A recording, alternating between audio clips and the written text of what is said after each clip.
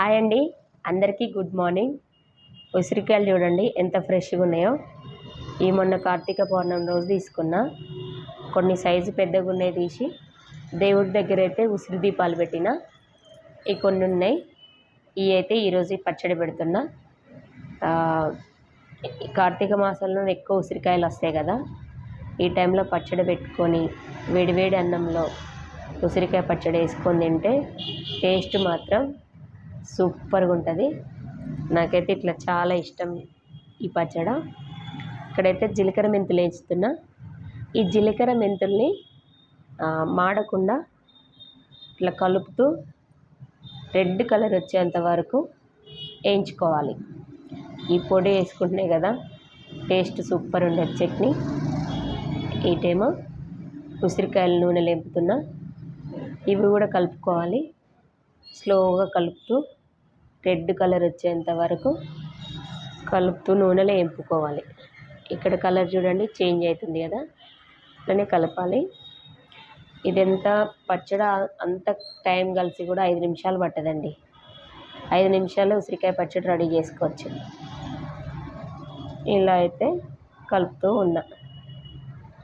ఇంకా మన ఛానల్ని కొత్తగా చూస్తున్న వాళ్ళు బన్నీ సన్నీ 1563 యూట్యూబ్ ఛానల్ని సబ్స్క్రైబ్ చేయండి, సపోర్ట్ చేయండి.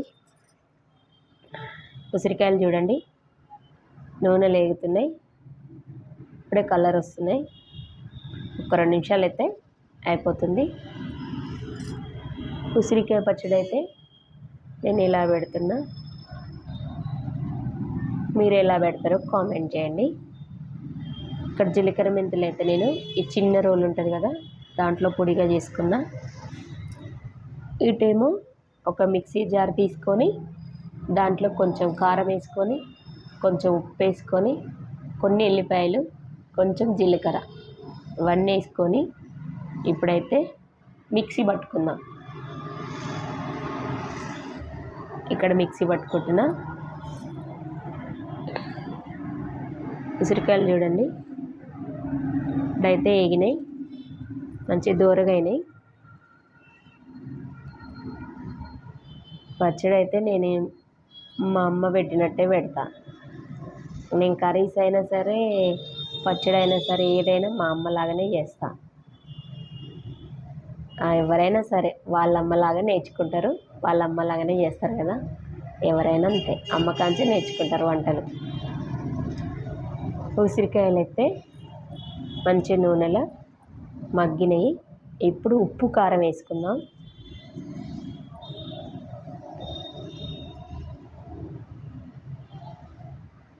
ఇప్పుడైతే ఇందాక మిక్సీ పట్టుకున్నది ఉప్పు కారం అన్నీ కలిపినాం కదా, ఇప్పుడు వేసుకుంటున్నాం ఉసిరికాయలలో. కారం చూడండి ఎంత రెడ్గా ఉందో. చట్నీ కూడా సూపర్ టేస్ట్ ఉంది, చాలా అంటే చాలా టేస్టీగా ఉంటుంది, బాగుంటుంది. ఇవన్నీ వేసి కొంచెం జీలకర్ర మెంతి పొడి వేసుకొని, కొంచెం ధనియా పొడి వేసి మంచిగా కలుపుకోవాలి. కలుపుకొని ఒక 2 గంటలు పక్కకు పెట్టి ఒక బౌల్లోకి ఇది మొత్తం పచ్చడి మొత్తం ఒక దాంట్లో ఒక డబ్బాలో పెట్టుకొని దీంట్లో అన్నం వేసుకొని వేడివేడి అన్నం వేసుకొని తింటే ఉంటుంది కదా, సూపర్ టేస్ట్ ఉంటుంది. మా అమ్మ ఎప్పుడైనా అట్లనే చేస్తుంది. నాకు ఇదైతే చిన్నప్పటి నుంచి నాకు అట్లనే ఇష్టం. ఇప్పుడు కూడా అట్లనే చేసుకొని తింటా. నాకు పచ్చడి పెడుతుందంటే ఫస్ట్ దాంట్లో అన్నం వేసుకొని తినడం ఇష్టం కదా, ఎవరికైనా అంతే కదా. ఓకేనా, నేనైతే ఉసిరికాయ పచ్చడి ఇలా పెట్టాను. మీరు ఎలా పెడతారో కామెంట్ చేయండి. ఓకేనా, బాగా కలుపుకోవాలి. ఉప్పు కారం మంచి పట్టేటట్టు కలుపుకోవాలి. టేస్ట్ మాత్రం ఉసిరికాయ పచ్చడి సూపర్ ఉంటుందండి. ఓకేనా, మరి బాయ్ అండి.